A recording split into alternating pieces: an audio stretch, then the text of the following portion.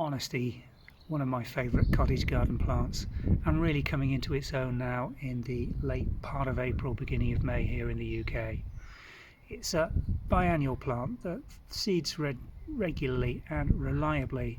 The seed pods are beautiful as well. They're almost translucent, large round things that float around in the wind and blow all around the garden. And if you want to grow Honesty, then you have to be prepared to let it seed and grow the plants during this year to get this size plant, which will flower the subsequent year.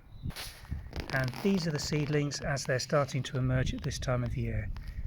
That's the first petal or leaf that comes up from the seed, and then you get this typical serrated triangular-like leaf. And these little plants, you see there's here, loads of them all around this plant. This is the stage that if you do want to transplant the Honesty to various locations within your garden, this is the time to do it. Get them while they're this size, just in the 1 or 2 leaf stage. Get a trowel under them, dig them up, and you should have a good root formation that you don't disturb too much and will transplant nicely to a new location. Here's a nice little example plant that I've managed just to loosen, and you'll see lovely actively growing root coming away from that small plant.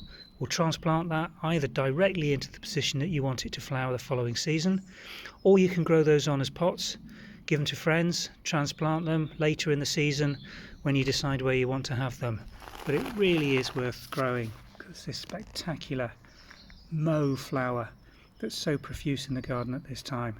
And if you manage to grow it in clumps like this, you can see we've got aquilegia and hollyhocks coming in later to fill this flowering area.